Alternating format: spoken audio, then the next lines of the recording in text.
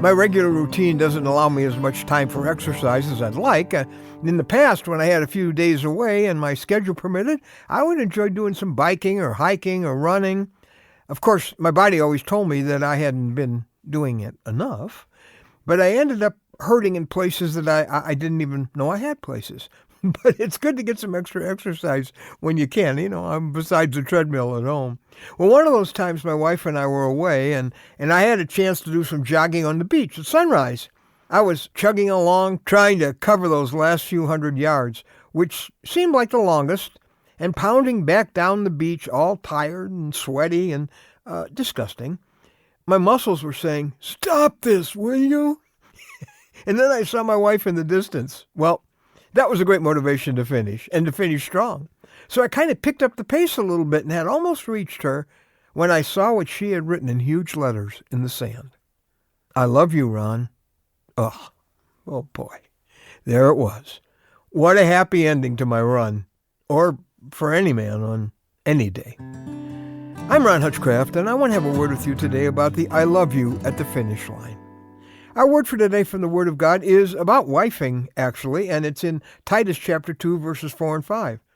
It's actually instructions to the older women in the church as to what they should, from their well of experience, train the younger women to be like. He says, then they can train the younger women, first and foremost now, notice, to love their husbands and children, to be self-controlled and pure, to be busy at home, to be kind, and to be subject to their husbands so that no one will malign the Word of God. Actually, this passage is referring to two generations of loving wives, because obviously the older women had to do it in order to be able to teach it to the younger women. So in both generations, the very first word to the women is love your husband.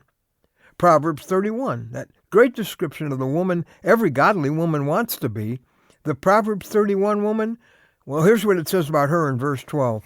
She brings her husband good, not harm, all the days of her life. Notice, each 24-hour period, in other words, she brings daily goodies into his life. Now, there's that picture of me running on the beach, coming toward the finish line, tired, feeling like quitting, and suddenly I see these words, "I love you, Ron," and it gives me incentive to cross the finish line. Well, I'll tell you, that's a picture of many days in the life of a man close to you, maybe, a husband, a son, a brother. He comes home tired from today's run. Few things mean more to a man than to know he will find an "I love you" at the finish line. I think a man can handle almost anything if he's sure that he will be safe and appreciated and loved when he gets home. All's well that ends well. Lots of pressure, lots of stress, but I can handle it if I know there's going to be security at the finish line. There are a lot of ways to say it to him. First, just verbally express it. Don't just say, "I love you" till further notice. No, tell him often, and then touch him affectionately, and provide peace in the house as much as possible when he arrives home. Maybe that special meal or special card or special note.